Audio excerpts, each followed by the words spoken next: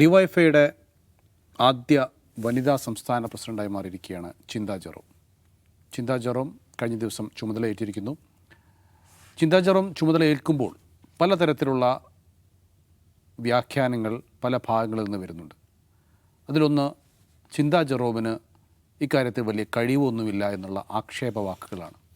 അതിന് കാരണമായി പറയുന്നത് പണ്ട് അവരുടെ പല പ്രസംഗങ്ങളും സംഭാഷണങ്ങളുമൊക്കെ ട്രോൾ മെറ്റീരിയലായി മാറിയതിനെക്കുറിച്ചൊക്കെ പറഞ്ഞുകൊണ്ടാണ്.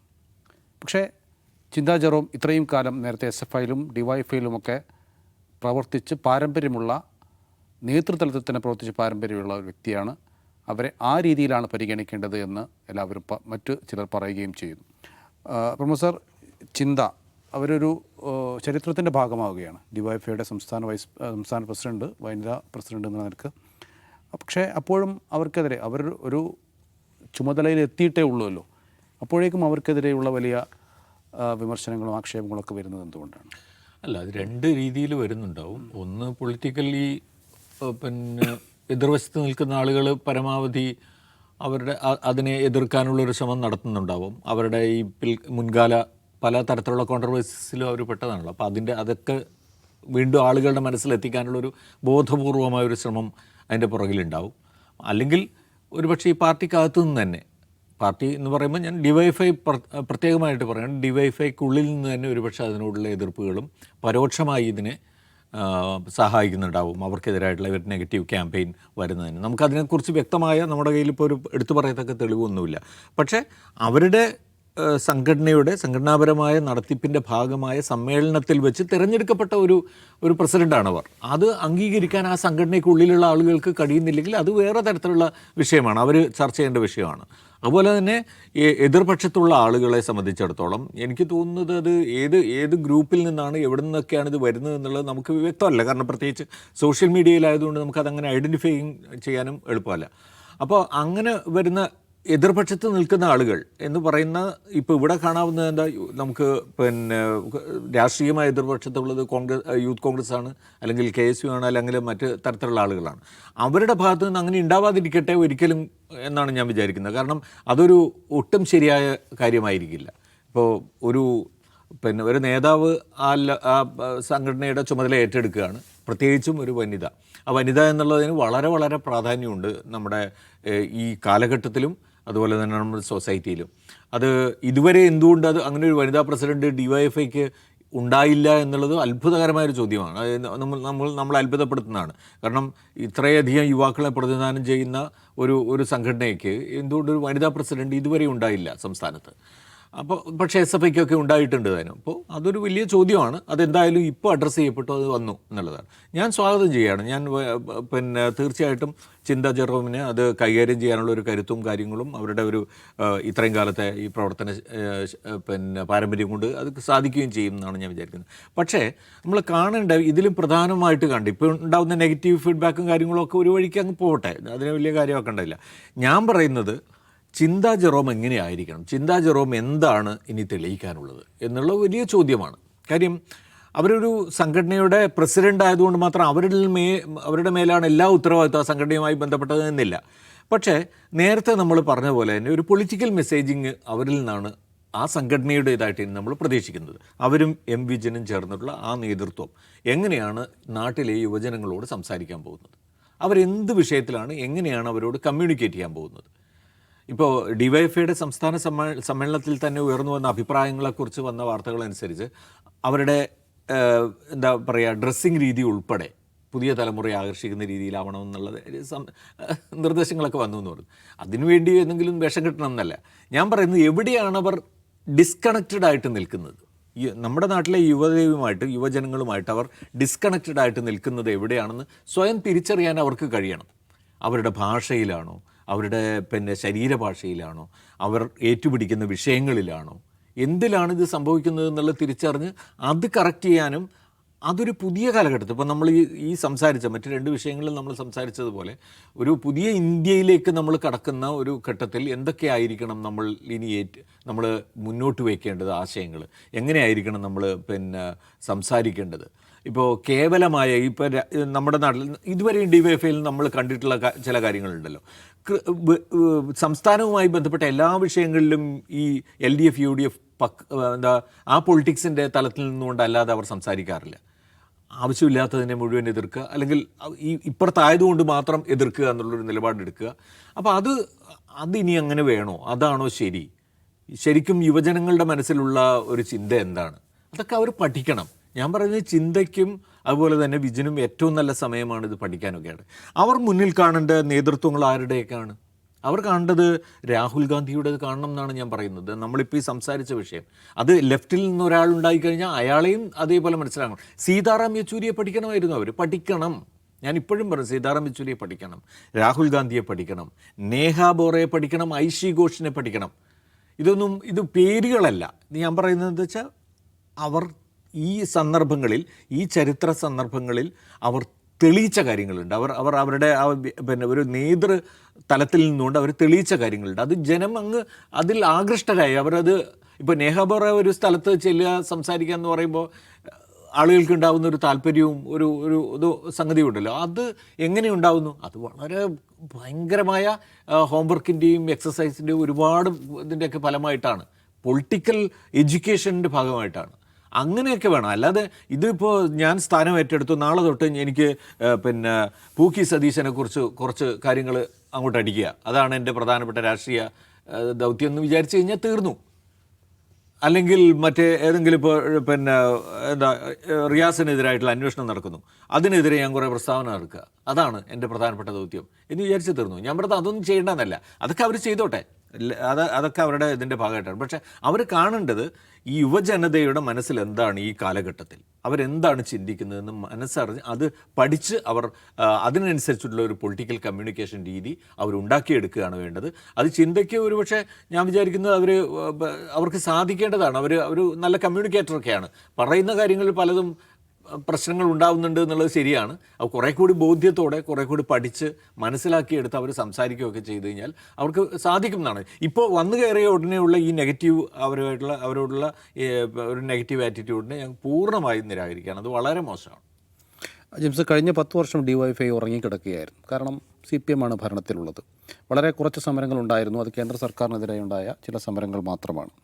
ഇനി അവർ പ്രതിപക്ഷത്താണ് ഇരിക്കുന്നത്. സ്വാഭാവികമായും സമരങ്ങളുടെ ഒരു വേലിയേറ്റമൊക്കെ വരേണ്ടി വരും. DYFIക്ക് പ്രവർത്തിക്കാൻ കുറച്ചുകൂടി ഒരു സാഹചര്യം ഒരുങ്ങുകയും ചെയ്യുന്നു. ഈ ഒരു ഘട്ടത്തിൽ ചിന്തയുടെ ദൗത്യം എന്തായിരിക്കും?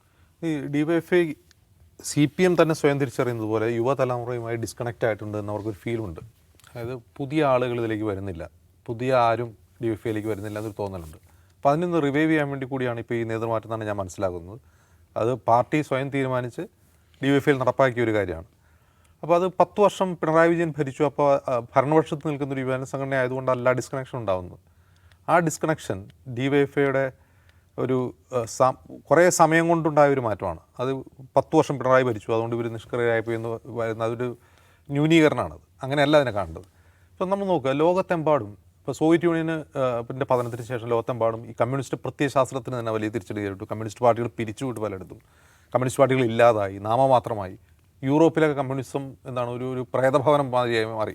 എന്നാലിപ്പോൾ നോക്കുക, 21-ാം നൂറ്റാണ്ടിൽ ഒട്ടുമിക്ക യൂറോപ്യൻ രാജ്യങ്ങളിലും നവ മാർക്സിസ്റ്റ് മൂവ്മെൻറ്റുകൾ രംഗത്ത് വരികയാണ്. നവ കമ്മ്യൂണിസ്റ്റ് പാർട്ടികൾ പുതിയ രൂപത്തിൽ. ഇപ്പോൾ ഉദാഹരണത്തിന് ഗ്രീക്കിൽ പറഞ്ഞാൽ സിരിസ എന്ന് പറഞ്ഞൊരു പാർട്ടി, സ്പെയിനിൽ നോക്കിയാൽ പെഡമോസ്, അങ്ങനെയുള്ള പുതിയ പാർട്ടികൾ വരികയാണ്. ഇവരെല്ലാം മാർക്സിസ്റ്റ് ലെനിസ്റ്റ് പാർട്ടികളാണ്. പക്ഷേ നമ്മൾ പരമ്പരാഗതമായി ക്ലാസിക്കൽ മാർക്സിസ്റ്റ് പാർട്ടികളെ പോലുള്ള മുദ്രാവാക്യങ്ങളല്ല അവർ വയ്ക്കുന്നത്. അവർ പുതിയ മാർക്സിസം, നവ മാർക്സിസമാണ് അവർ മുന്നോട്ട് വയ്ക്കുന്നത്. അവർക്ക് യുവാക്കൾക്കിടയിൽ വലിയ സ്വാധീനമുണ്ട്. ഇപ്പോൾ പെഡമോസൊക്കെ സ്പെയിൻ ഭരിച്ചു, കുറേ നാൾ പെഡമോസ് ഭരിച്ചു, സിരിസ ഗ്രീസ് ഭരിച്ചു. അത്രയും ജനകീയ മുന്നേറ്റം ഉണ്ടാക്കുന്ന രീതിയിൽ പുതിയ മാർക്സിസ്റ്റ് പാർട്ടികൾ മുന്നോട്ട് വരുമ്പോൾ എന്തുകൊണ്ടാണ് ഈ ക്ലാസിക്കൽ മാർക്സിസ്റ്റ് പാർട്ടികൾ അല്ലെങ്കിൽ ട്രഡീഷണൽ മാർക്സിസ്റ്റ് പാർട്ടികൾ ജനങ്ങളിൽ നിന്ന് പുറകോട്ട് പോകുന്നത്? അതിൽ ഈ പറയുന്ന ഈ രണ്ട് മൂവ്മെൻറ്റുകളിലും ഇന്ത്യയിലെ കമ്മ്യൂണിസ്റ്റ് പ്രസ്ഥാനത്തിന് പാഠമുണ്ട്. അവിടെയാണ് നമ്മൾ യുവാക്കളുമായിട്ട് എന്തുകൊണ്ട് ഡിസ്കണക്റ്റ് വരുമെന്ന് പറയുന്നത്. കാരണം ഈ ക്ലാസിക്കൽ മാർക്സിസ്റ്റ് പെർസെപ്ഷനിൽ പ്രവർത്തിക്കുന്ന പാർട്ടികൾക്ക് ഇപ്പോഴും 18, 19, 20 നൂറ്റാണ്ടുകളിലെ വ്യവസായ വിപ്ലവവും തൊഴിലാളി വിപ്ലവവും അല്ലെങ്കിൽ വർഗ്ഗ വിപ്ലവവും തന്നെയാണ് അവരുടെ പ്രധാനപ്പെട്ട ഡിസ്കോഴ്സ് എന്ന് പറയുന്നത്. അതൊക്കെ കടന്ന് ലോകം മുന്നോട്ട് പോകുന്നു എന്ന് മാത്രമല്ല, ആ ഒരു പൊളിറ്റിക്കൽ കോണ്ടെക്സ്റ്റ് ഇപ്പോൾ ഇല്ല എന്ന് തന്നെ പറയാം. ഇപ്പം ആരാണ് വർഗ്ഗസമരം നടത്തേണ്ടതെന്നൊരു ചോദ്യമാണ്. എന്താണ് വർഗ്ഗസമരം, ആരാണ് നടത്തേണ്ടത്? ഇപ്പോൾ കേരളത്തിൽ വർഗ്ഗസമരം നടക്കുകയാണെങ്കിൽ ആരാണ് വർഗ്ഗസമരം നടത്തേണ്ടത്? ബംഗാളിൽ നിന്നും അസമിൽ നിന്നും വരുന്ന കായിക തൊഴിൽ ചെയ്യുന്ന ആൾക്കാരാണ് വർഗ്ഗസമരം നടത്തുക. വേറെ ആര് വർഗ്ഗസമരം നടത്തും? അപ്പോൾ നമ്മൾ ആ പെർസെപ്ഷൻ മാറി, പുതിയ രാഷ്ട്രീയം, പുതിയ ചിന്തകൾ വന്നിട്ടില്ല, DYFയിലേക്ക് കടന്നു വരുന്നില്ല എന്നുള്ളതാണ് അത് നേരിടുന്ന ഏറ്റവും വലിയ പ്രശ്നം. അപ്പോൾ അതുകൊണ്ടാണ് ഈ യുവാക്കളുമായിട്ട് ഡിസ്കണക്റ്റ് ആവുന്നത്. ഇപ്പോൾ യുവാക്കളോട് നിങ്ങൾ വർഗ്ഗസമരത്തിലാണ് ചേരൂ എന്ന് ഇപ്പോൾ DYFI രൂപീകരിച്ചത് തന്നെ, അതിൻ്റെ പേര് തന്നെ ഡെമോക്രാറ്റിക് യൂത്ത് ഫെഡറേഷൻ എന്നാണ്, കമ്മ്യൂണിസ്റ്റ് യൂത്ത് ഫെഡറേഷൻ അല്ല. അതിൻ്റെ കാരണം കമ്മ്യൂണിസ്റ്റിൽ വിശ്വസിക്കാത്ത ആളുകൾ, ആ യുവാക്കൾക്ക് പോലും അതിൽ ഇടം കിട്ടണം. അതുകൊണ്ടാണ് അതിനെ കുറേ കൂടി വിശാലമായ വേദിയാക്കിയിട്ടുള്ളത്. അപ്പോൾ യുവാക്കളോട് എന്താണ് ആഹ്വാനം ചെയ്യേണ്ടതെന്നുള്ളൊരു പ്രധാനപ്പെട്ട ക്വസ്റ്റൻ ആണല്ലോ ഇന്നത്തെ കാലത്ത്. ഇന്ന് ഇന്ത്യയിലെ യുവാക്കളോട് നമ്മൾ എന്തോ ആഹ്വാനം ചെയ്യും എന്നുള്ളൊരു പ്രധാനപ്പെട്ട ക്വസ്റ്റനാണ്. അപ്പോൾ ഇത്തരം മൗലികമായ ചോദ്യങ്ങൾക്കുള്ള ഉത്തരങ്ങളിലാണ് DYFIയുടെ ഭാവി എന്ന് പറയുന്നത്. നമ്മളപ്പോൾ നോക്കുക, ഇപ്പോൾ കേരളത്തിൽ നമ്മൾ DYFIയെ കുറിച്ചാണ് ചർച്ച ചെയ്യുന്നത്. ഡൽഹിയിലേക്ക് പോവുക. ഡൽഹിയിലെ SFI, CPMൻ്റെ മറ്റൊരു പോഷക സംഘടന, ജന്തർ മന്തർ പ്രൊട്ടസ്റ്റിനെ എങ്ങനെയാണ് എന്ത് ചെയ്തത്, സപ്പോർട്ട് ചെയ്തത് നമ്മൾ കണ്ടാണ്. പല രീതിയിൽ സംഘടനാപരമായും പ്രത്യയശാസ്ത്രപരമായും അത് സപ്പോർട്ട് ചെയ്യുന്നു. അങ്ങനെ SFIയുടെയും ISAയുടെയും പിന്തുണയിൽ നടന്ന ആ സമരത്തിൽ നമ്മൾ കാണുന്ന ബാനറുകളിലെ മുദ്രാവാക്യങ്ങൾ വായിക്കുക. അവിടെ ഉയരുന്ന ചിത്രങ്ങൾ ആരുടേതാണ്? അവിടെ അംബേദ്കറുടെ ചിത്രം, ഭഗത് സിംഗിൻ്റെ ചിത്രമൊക്കെയാണ് ഉയരുന്നത്. അംബേദ്കറിനെ എത്രമാത്രം കേരളത്തിലെ DYFI ഉൾക്കൊണ്ടിട്ടുണ്ട്? ഞാൻ പറയുന്നത് അവരെ കോട്ട് ചെയ്യുന്നു, ഉദ്ധരിക്കുന്നു എന്നല്ല പറയുന്നത്, എത്രമാത്രം ഉൾക്കൊണ്ടിട്ടുണ്ടെന്നുള്ള പ്രധാനപ്പെട്ട ക്വസ്റ്റനാണ്. ഇപ്പോൾ ഇന്ത്യ പോലെ വളരെ ഐഡൻറ്റിറ്റി പൊളിറ്റിക്സിന് വലിയ സാധ്യതകളുള്ള, അല്ലെങ്കിൽ ഐഡൻറ്റിറ്റി തന്നെ വലിയ പ്രശ്നമായി മാറുന്ന ഒരു രാജ്യത്ത് ഐഡൻറ്റിറ്റി പൊളിറ്റിക്സിനോടുള്ള DYFIയുടെ നിലപാടെന്താണ്? ദളിത് പൊളിറ്റിക്സിനോട്, മൈനോറിറ്റി പൊളിറ്റിക്സിനോട് ഉള്ള നിലപാടെന്താണ്? അവരെയൊക്കെ ഞങ്ങൾ സംരക്ഷിക്കാം എന്നുള്ള നിലപാടാണോ? അതല്ല അംബേദ്കറുടെ ചിത്രം ഉയർത്തിയുള്ള നിലപാടാണോ? ഇതൊരു പ്രധാനപ്പെട്ട ക്വസ്റ്റനാണ്. അപ്പോൾ ഇത്തരം മൗലികമായ പ്രശ്നങ്ങളിൽ DYFI, CPM ഉൾപ്പെടെ, DYFI ഉൾപ്പെടെ, SFI ഉൾപ്പെടെ വരുന്ന മാറ്റത്തിനനുസരിച്ചായിരിക്കും അവർക്ക് പുതിയ തലമുറയുമായി കണക്ട് ചെയ്യാൻ കഴിയുക. എന്താണ് പുതിയ തലമുറ ചിന്തിക്കുന്നതെന്ന് അവർക്ക് മനസ്സിലാവുക അപ്പോഴായിരിക്കും. രണ്ടാമത്തെ കാര്യമാണ് ചിന്താ ജെറോം പ്രസിഡൻ്റ് ആവുന്നു എന്നുള്ളത്. ഇപ്പോൾ ചിന്താ ജെറോം പ്രസിഡൻ്റ് ആയതിനെക്കുറിച്ചുള്ള വിമർശന സ്വയം ഉയരുന്നത് പ്രധാനമായും ഞാൻ സോഷ്യൽ മീഡിയയിൽ കണ്ടത് ലെഫ്റ്റ് ഹാൻഡിൽ നിന്നാണ്, CPM ആളുകളിൽ നിന്നാണ്. അവർ പരോക്ഷമായി പാർട്ടി നേതൃത്വം വിമർശിക്കുകയാണ് ചെയ്യുന്നത്. ഒന്നാമത്തെ വിമർശനം, ഈ തെരഞ്ഞെടുപ്പ് നടക്കുന്നതിന് 2 ആഴ്ച മുമ്പ് തന്നെ മനോരമയിലും മറ്റ് മാധ്യമങ്ങളിലൊക്കെ ഇതിനെക്കുറിച്ചുള്ള ചിന്ത പ്രസിഡൻ്റ് ആവുന്ന വാർത്ത വന്നു. അപ്പോൾ അന്ന് ഞങ്ങൾ ഇതിനെ പരിഹസിച്ചു, നിങ്ങളാണോ തീരുമാനിക്കുന്നത് ഞങ്ങളുടെ പ്രസിഡൻറ്റിനെ, എന്നിട്ട് അതുപോലെയായി, പാർട്ടി നമ്മളെ വഞ്ചിച്ചു എന്നൊരു ഫീലാണ് ഒട്ടുമിക്ക ആളുകളും വരുന്നത്. അത് അങ്ങനെ വരുന്നത് എന്തുകൊണ്ടാണ്? കാരണം DYFI സംസ്ഥാന സമ്മേളനത്തിൽ തിരഞ്ഞെടുക്കപ്പെടുകയാണ് ചെയ്യുന്നത് ചിന്ത. അപ്പോൾ ഈ തെരഞ്ഞെടുപ്പിന് CPMൻ്റെ തെരഞ്ഞെടുപ്പ് രീതിയിലുള്ള ഒരു പ്രധാനപ്പെട്ട മൗലികമായ പ്രശ്നമുണ്ട്. കാരണം അത് ഡെമോക്രാറ്റിക് സെൻട്രലൈസേഷൻ്റെ ഭാഗമായിട്ടാണ് ആ തെരഞ്ഞെടുപ്പ് നടക്കുക. അതായത് പാർട്ടി നേതൃത്വം ഒരാൾ തീരുമാനിക്കുന്നു, ഇനിയാളാവണം തീരുമാനിക്കുന്നു, ആ പേര് പ്രമേയത്തിൽ വരുന്നു, അത് ഐകകണ്ഠേന അംഗീകരിക്കപ്പെടുന്നു. നമുക്ക് വേണമെങ്കിൽ അതിന് സമമായ തെരഞ്ഞെടുപ്പ് എന്നൊക്കെ പറയാം. അതും അങ്ങനെയും രീതിയുണ്ട്, അങ്ങനെ പല പാർട്ടികളിലും അങ്ങനെ രീതിയുണ്ട്.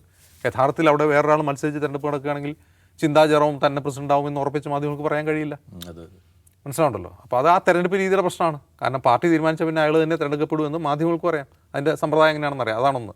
രണ്ടാമത്തെ കാര്യം, ചിന്താ ജെറോം എന്ന വ്യക്തി, നേതാവെന്നല്ല വ്യക്തി, അവർ സമൂഹത്തിലുണ്ടാക്കിയിട്ടുള്ള വിവാദങ്ങളുണ്ട്, കുറേ വിവാദങ്ങൾ. ഇപ്പോൾ ഉദാഹരണത്തിന് ജിമിക്കി കമൽ വിവാദം, അതുപോലെ അവരുടെ PhD തീസിസിലെ വാഴക്കൊല പരാമർശം, പിന്നെ അവരുടെ പ്രസംഗ രീതി, ഇതൊക്കെയാണ് വിവാദമായിട്ടുള്ളത്. അപ്പോൾ പ്രസംഗ രീതിയെപ്പറ്റി ഞാൻ തന്നെ, ചിന്ത നമ്മുടെ ഒരു പൊളിറ്റിക്കൽ ഡീലിലൂടെ ഒന്ന് പങ്കെടുത്തിരുന്നു. അപ്പോൾ ഞാൻ തന്നെ ഒരു ക്വസ്റ്റ്യൻ ചോദിച്ചു. അപ്പോൾ ചിന്തയെപ്പറ്റി എനിക്ക് അവരെ പരിചയപ്പെടുന്നവരാ, എനിക്ക് എന്തോ ഒരു മാതിരിയായിരുന്നു അവർ പ്രസംഗിക്കുന്നത് കേൾക്കുമ്പോൾ. പക്ഷെ അവരോട് നേരിട്ട് സംസാരിച്ചു കഴിഞ്ഞാൽ വളരെ ഓർഗാനിക്കായിട്ട് സംസാരിക്കുന്ന ഒരു പൊളിറ്റിക്കൽ ലീഡറാണ് അവർ. വളരെ ഓർഗാനിക്കായിട്ട് മനുഷ്യരോടൊക്കെ നല്ല രീതിയിൽ ഇടപെടാൻ കഴിയുന്ന ഒരാളാണ്. അപ്പോൾ ഞാൻ ചിന്തയോട് ചോദിച്ചു, എന്തുകൊണ്ടാണ് മൈക്കിന് മുമ്പിൽ വരുമ്പോൾ മാത്രം ഈ നാടകീയത വരുന്നത്? അതായത് ഉദാഹരണത്തിന് ഒരു സ്കൂൾ കലോത്സവത്തിലെ പ്രസംഗ മത്സരത്തിൽ ഒരാൾ പ്രസംഗിക്കുന്ന രീതിയിലാണ് ചിന്ത മൈക്കിന് മുമ്പിൽ പ്രസംഗിക്കുന്നത്. ഒരു ചാനലിൻ്റെ പരിപാടിയിലും അവർ മോണോറ്റൊക്കെ അങ്ങനെ സീരിയസ്ലി, അതായത് കോളേജ് യുവജനോത്സവത്തിൽ, സർവകലാശാല യുവജനോത്സവത്തിൽ പ്രസംഗ മത്സരാർത്ഥി പ്രസംഗിക്കുന്ന രീതിയിലാണ് അവർ പ്രസംഗിക്കുന്നത്. അത് അവരങ്ങനെ ശീലിച്ചു പോയതാണ്. അപ്പോൾ അവർ തന്നെ പറയുന്നത് ഞാനത് മാറ്റാൻ ശ്രമിക്കുന്നുണ്ട്. അത് സത്യസന്ധമാണ് പറയുന്നത്. അപ്പോൾ ചിന്താ ജെറോം, ഞാൻ വ്യക്തിപരമായിട്ട് എൻ്റെ ഒരു അസസ്മെൻറ്റ്, അവർ നല്ല ലീഡറാണ്, ആളോട് നല്ല രീതിയിൽ ഇടപെടാൻ കഴിയുന്ന ഒരാളാണ്. ഒരുപക്ഷെ DYFI എന്ന സംഘടനയ്ക്ക് ഒരു പ്രസിഡന്റ് സ്ഥാനത്തിരുന്നുണ്ട് അവരെ പ്രവർത്തകരുമായി കണക്ട് ചെയ്യാൻ പറ്റുന്ന ഒരാൾ കൂടിയാണ് ചിന്ത. നമ്മൾ ചിന്തയെ കാണുന്നത് ചിന്തയെ ക്യാമറയുടെ മുമ്പിലോ അല്ലെങ്കിൽ മൈക്കിന് പിന്നിലോ നിൽക്കുന്ന ചിന്തയല്ല. വ്യക്തിപരമായിട്ട് നമ്മൾ കാണുമ്പോൾ ആ അർത്ഥത്തിൽ ആ സംഘടനയെ ചലിപ്പിക്കാൻ ശേഷിയുള്ള നേതൃഗുണമുള്ള ആൾ തന്നെയാണ് ചിന്താ ജെറോം. മറ്റൊന്ന്, ആളോട് ഇടപഴകാൻ, ഈ പറയുന്ന മസിൽ പിടുത്തമില്ലാതെ ജനങ്ങളുമായിട്ട് ഇടപെടാൻ കഴിയുന്ന ഒരാൾ കൂടിയാണ് ചിന്താ ജെറോം. ഇനി ഈ പറയുന്ന വിവാദം, വാഴക്കൊല വിവാദം, ഞാൻ പറയുന്നത് അത് ചിന്തയുടെ മാത്രം പ്രശ്നമല്ല. ഈ വാഴക്കൊല വിവാദം പുറത്തു കൊണ്ടുവന്ന ഒരു വ്യക്തിയുണ്ട്, കൃഷ്ണകുമാർ എന്ന പേരുള്ള ഒരാൾ. അപ്പോൾ അയാൾ ഇത്തരത്തിലുള്ള കുറേ അധികം PhD തീസിസുകൾ പുറത്തു കൊണ്ടുവന്ന് വിശകലനം ചെയ്യുന്നുണ്ട്. അത് നമ്മുടെ ഉന്നത വിദ്യാഭ്യാസ കേന്ദ്രങ്ങൾ, പ്രത്യേകിച്ചും സർവകലാശാലകൾ കേന്ദ്രീകരിച്ച് നിൽക്കുന്ന ഒരു എക്കോ സിസ്റ്റത്തിൻ്റെ ഒരു സിസ്റ്റത്തിൻ്റെ തകർച്ചയാണത്. അതിൻ്റെ ഇരകളാണ് ഈ ചിന്തയും മറ്റാരെങ്കിലും ഒക്കെ എന്നാണ് ഞാൻ പറയുക.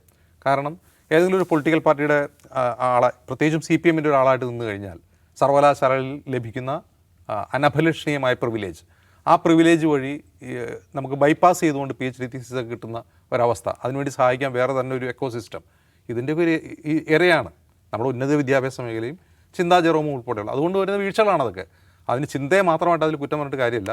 ഞാൻ പറയുന്നത് ചിന്താ ജെറോം നമ്മൾ ടെലിവിഷനിൽ കാണുന്നതോ ക്യാമറയ്ക്ക് മുമ്പിലും മൈക്കിന് പിന്നിലും കാണുന്ന ചിന്തയല്ല യഥാർത്ഥത്തിലുള്ള ചിന്ത. അവർ കുറേ കൂടി ഓർഗാനിക് ആയിട്ടുള്ള ഒരു ലീഡറാണ് എന്നാണ് എൻ്റെ ഒരു വ്യക്തിപരമായ അഭിപ്രായം. യെസ്, നന്നായി ചിന്തിച്ച് തീരുമാനങ്ങളെടുക്കാനും നടപ്പിലാക്കാനും ചിന്തയ്ക്ക് സാധിക്കട്ടെ എന്ന് ആശംസിക്കുന്നു.